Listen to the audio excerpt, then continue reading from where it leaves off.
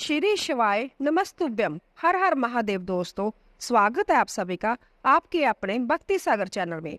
दोस्तों, आज हम 16 सोमवार व्रत कथा लेकर आए हैं। भगवान शिव की कृपा पाने के लिए 16 सोमवार व्रत का विधान शास्त्रों में बताया गया है। इस शुक्ल पक्ष में आने वाले पहले सोमवार से की जाती है। इस दिन से 16 सोमवार व्रत आरंभ करके लगातार 16 सोमवार को व्रत रखकर भगवान शिव और माता पार्वती की पूजा की जाती है। श्रावण के अलावा 16 सोमवार का व्रत चैत्र, बैसाख, कार्तिक और माघ महीने के शुक्ल पक्ष के पहले सोमवार से भी शुरू किया जा सकता है। शास्त्रों के अनुसार इस व्रत को 16 सोमवार तक श्रद्धा पूर्वक करने से सभी मनोकामनाएं पूर्ण हो जाती है। 16 सोमवार व्रत को संकट सोमवार व्रत भी कहते हैं। इस व्रत को मुख्यतः किसी बड़े संकट से छुटकारे के लिए संकल्प लेकर किया जाता है। यदि आप आर्थिक रूप से बुरी तरह से संकट में फंसे हुए हैं तो घर परिवार में कोई ना कोई लगातार गंभीर रोगों से पीड़ित हो रहा है, परिवार पर एक के बाद एक लगातार संकट आ रहे हैं, तो यह व्रत अवश्य करना चाहिए। इसके अलावा जिन युवतियों का विवाह नहीं हो रहा, किसी न किसी कारण से विवाह तय नहीं हो पा रहा, तो उन्हें भी 16 सोमवार का व्रत अवश्य करना चाहिए। 16 सोमवार व्रत की विधि। शास्त्रों में बताई विधि के अनुसार 16 सोमवार व्रत आरंभ करने के लिए श्रावण माह के शुक्ल पक्ष में आने वाले पहले सोमवार को माना गया है।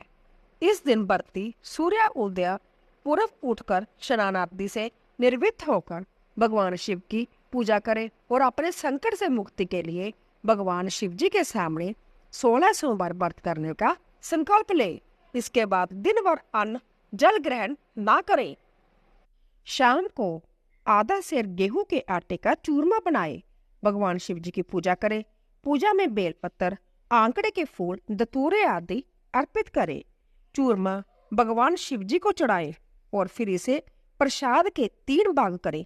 एक भाग प्रसाद के रूप में लोगों में बांटे, दूसरा गाय को खिलाए और तीसरा हिस्सा संध्या खाकर पानी पिए। इस विधि से 16 सोमवार करे और 17वें सोमवार को 5 सेर गेहूं को आटे की बाटी का चूरमा बनाकर भोग लगाकर प्रसाद बांटे। फिर परिवार के साथ प्रसाद ग्रहण करे। ऐसा करने से भगवान शिव सारे मनोरथ पूरे कर देते हैं। जिस संकट के समाधान का संकल्प लेकर व्रत किया जाता है वह अवश्य दूर हो जाता है। 16 सोमवार व्रत कथा। एक बार भगवान शिव पार्वती जी के साथ भ्रमण करते हुए मृत्युलोक की अमरावती नगर में पहुंचे। उस नगर के राजा ने भगवान शिव का एक विशाल मंदिर बनवा रखा था। शिव और पार्वती उस मंदिर में रहने लगे। एक दिन पार्वती ने भगवान शिव से कहा, हे प्राणनाथ, आज मेरी चौसर खेलने की इच्छा हो रही है।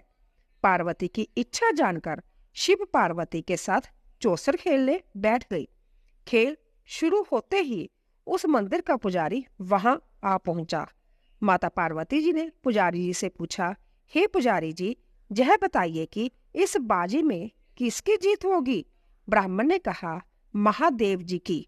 परंतु चौसर में शिव जी की पराजय हुई और माता पार्वती जी की जीत हो गई। तब ब्राह्मण को उन्होंने झूठ बोलने के अपराध में कोढ़ी होने का श्राप दे दिया। भगवान शिव और पार्वती उस मंदिर से कैलाश पर्वत पर लौट आए। पार्वती जी के श्राप के कारण पुजारी कोढ़ी हो गया। नगर के स्त्री पुरुष उस पुजारी की परछाई से भी दूर रहने लगे। कुछ लोगों ने राजा से पुजारी के कोढ़ी हो जाने की शिकायत की तो राजा ने किसी पाप के कारण पुजारी के कोढ़ी हो जाने का विचार कर उसे मंदिर से निकलवा दिया। उसकी जगह दूसरे ब्राह्मण को पुजारी बना दिया गया। कोढ़ी पुजारी मंदिर के बाहर बैठकर भिक्षा मांगने लगा। कई दिनों के पश्चात स्वर्ग लोक की कुछ अप्सराएं उस मंदिर में पधारी और उसे देखकर कारण पूछा। पुजारी ने निसंकोच उन्हें भगवान शिव और पार्वती जी के चौसर खेलने और पार्वती जी के शाप देने की सारी कहानी सुनाई। तब अप्सराओं ने पुजारी से 16 सोमवार का विधिवत व्रत रखने को कहा। पुजारी द्वारा पूजन विधि पूछने पर अप्सराओं ने कहा, सोमवार के दिन सूर्य उदय से पहले उठकर स्नान आदि से निर्मित होकर स्वच्छ वस्त्र पहनकर आधा सेर गेहूं का आटा लेकर उसके 3 अंग बनाना, फिर घी का दीपक जलाकर गुड़, नवेद, बेलपत्र, चंदन, अक्षत फूल, जनेऊ का जोड़ा लेकर प्रदोष काल में भगवान शिव की पूजा अर्चना करना। पूजा के बाद 3 अंगों में एक अंग भगवान शिव को अर्पण करना और एक आप ग्रहण करें। शेष 2 अंगों को भगवान का प्रसाद मानकर वहां उपस्थित स्त्री, पुरुष और बच्चों को बांट देना। इस तरह व्रत करते हुए जब 16 सोमवार बीत जाए तो 17वें सोमवार को 1 पाव आटे की बाटी बनाकर उसमें घी और गुड़ मिलाकर चूरमा बनाना, फिर भगवान शिव को भोग लगाकर वहां उपस्थित स्त्री, पुरुष और बच्चों को प्रसाद में बांट देना। इस तरह 16 सोमवार व्रत करने और व्रत कथा सुनने से भगवान शिव तुम्हारे कोढ़ को नष्ट करके तुम्हारी सभी मनोकामनाएं पूरी कर देंगे। इतना कहकर अप्सराएं स्वर्गलोक को चली गई। पुजारी ने अप्सराओं के कथा अनुसार 16 सोमवार का विधिवत व्रत किया। फलस्वरूप भगवान शिव की अनुकंपा से उसका कोढ़ नष्ट हो गया। राजा ने उसे फिर मंदिर का पुजारी बना दिया। वह मंदिर में भगवान शिव की पूजा करता आनंद से जीवन व्यतीत करने लगा। कुछ दिनों बाद पुण्य पृथ्वी का भ्रमण करते हुए भगवान शिव और माता पार्वती उस मंदिर में पधारे। स्वस्थ पुजारी को देखकर माता पार्वती ने आश्चर्य से उसके रोग मुक्त होने का कारण पूछा, तो पुजारी ने उन्हें 16 सोमवार व्रत करने की सारी कथा सुनाई। पार्वती जी भी व्रत की बात सुनकर बहुत प्रसन्न हुई और उन्होंने पुजारी से इसकी विधि पूछकर संध्या 16 सोमवार का व्रत शुरू कर दिया। पार्वती जी उन दिनों अपने पुत्र कार्तिकेय के नाराज होकर दूर चले जाने से बहुत चिंतित रहती थी। वह कार्तिकेय को वापस लाने के लिए अनेक उपाय कर चुकी थी, लेकिन कार्तिकेय लौटकर उनके पास नहीं आए थे। 16 सोमवार का व्रत करते हुए पार्वती ने भगवान शिव से कार्तिकेय के लौटने की मनोकामना की। व्रत समापन के तीसरे दिन सचमुच कार्तिकेय वापस लौट आए। कार्तिकेय ने अपने हृदय परिवर्तन के संबंध में पार्वती जी से पूछा, हे माता, आपने ऐसा कौन सा उपाय किया था जिससे मेरा क्रोध नष्ट हो गया और मैं वापस लौट आया? तब पार्वती जी ने कार्तिकेय को 16 सोमवार के व्रत की कथा कह सुनाई। कार्तिकेय ने अपने एक ब्राह्मण मित्र ब्रह्मदत्त के प्रदेश चले जाने से बहुत दुखी थे। उसको वापस लौटाने के लिए कार्तिकेय ने 16 सोमवार का व्रत करते हुए ब्रह्मदत्त के वापस लौट आने की कामना प्रकट की। व्रत के समापन के कुछ दिनों के बाद मित्र लौट आया। ब्राह्मण ने कार्तिकेय से कहा, प्रिय मित्र, तुमने ऐसा कौन सा उपाय किया था जिससे प्रदेश में मेरे विचार एकदम परिवर्तित हो गए और मैं तुम्हारा स्मरण करते हुए लौट आया? कार्तिक ने अपने मित्र को भी 16 सोमवार के व्रत की कथा विधि सुनाई। ब्राह्मण मित्र व्रत के बारे में सुनकर बहुत खुश हुआ। उसने भी व्रत किया।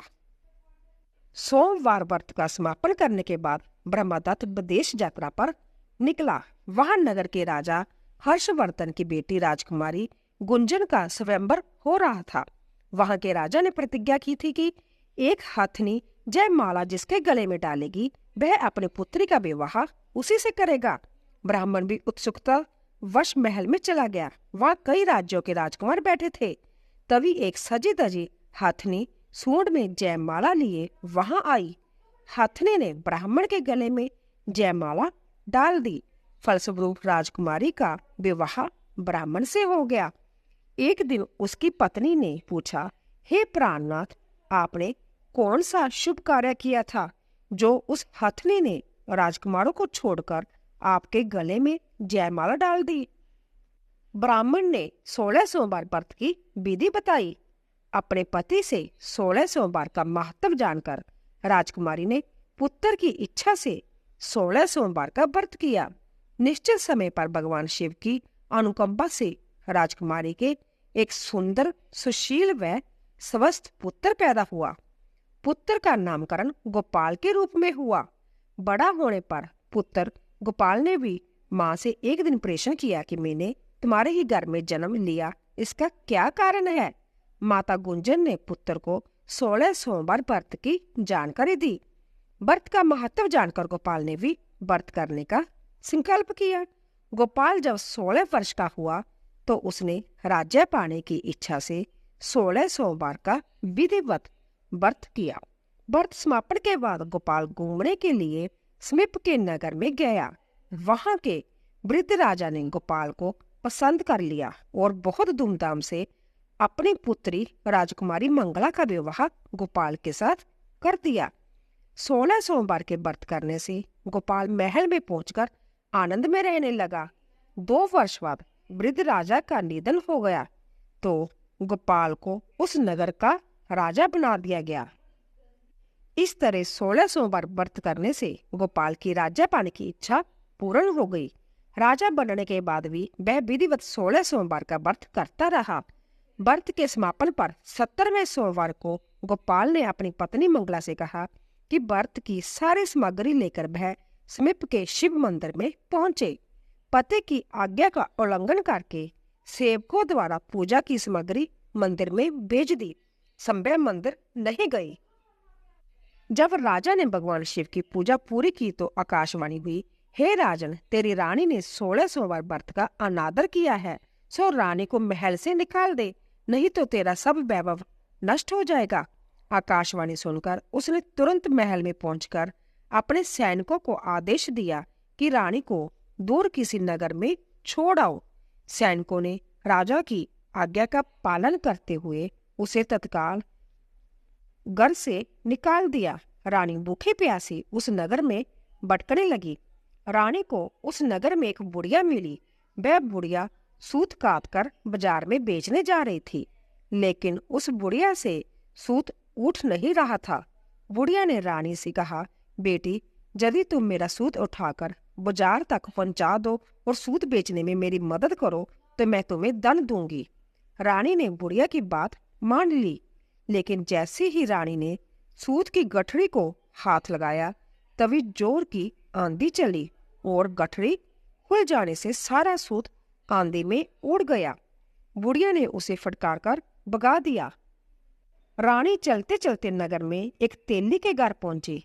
उस तेली ने तरस खाकर रानी को घर में रहने के लिए कह दिया, लेकिन तभी भगवान शिव के प्रकोप से तेली के तेल से बड़े मटके एक एक करके फूटने लगे। तेली ने भी रानी को भगा दिया। भूखी प्यास से व्याकुल रानी वहां से आगे की ओर चल पड़ी। रानी ने एक नदी पर जल पीकर अपनी प्यास शांत करनी चाहिए तो नदी का जल उसके स्पर्श से सूख गया। अपने भाग्य को कोसती हुई रानी आगे चली।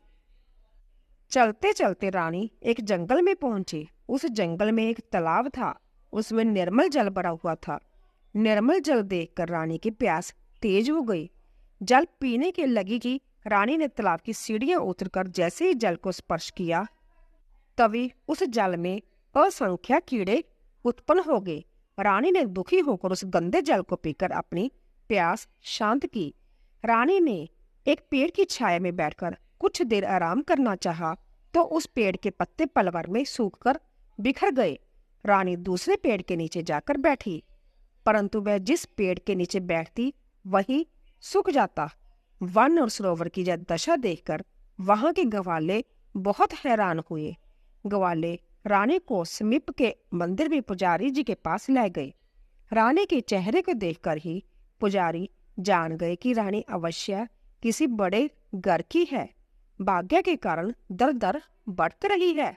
पुजारी ने रानी से कहा, पुत्री, तुम कोई चिंता न करो, मेरे साथ इस मंदिर में रहो, कुछ ही दिनों में सब ठीक हो जाएगा। पुजारी की बातों से रानी को बहुत संतावना मिली। रानी उस मंदिर में रहने लगी। रानी भोजन बनाती तो सब्जी जल जाती, आटे में कीड़े पड़ जाते, जल से बदबू आने लगती। पुजारी भी रानी के दुर्भाग्य से बहुत चिंतित होते हुए बोले, हे पुत्री, अवश्य ही तुझसे कोई अनुचित काम हुआ है। जिसके कारण देवता तुझसे नाराज है और उनकी नाराजगी के कारण ही तुम्हारी जय दशा हुई है। पुजारी की बात सुनकर रानी ने अपने पति के आदेश पर मंदिर में ना जाकर शिव की पूजा नहीं करने की सारी कथा सुनाई। पुजारी ने कहा, अब तुम कोई चिंता न करो, कल सोमवार है और कल से तुम 16 सोमवार के व्रत करना शुरू कर दो। भगवान शिव अवश्य ही तुम्हारे दोषों को क्षमा कर देंगे। पुजारी की बात मानकर रानी ने 16 सोमवार के व्रत शुरू कर दिए। रानी सोमवार का व्रत करके शिव की विधिवत पूजा अर्चना की तथा व्रत कथा सुनने लगी। जब रानी ने 17वें सोमवार को विधिवत व्रत का समापन किया तो उधर उसके पति राजा के मन में रानी की याद आई। राजा ने तुरंत अपने सैनिकों को रानी को ढूंढकर लाने के लिए भेजा।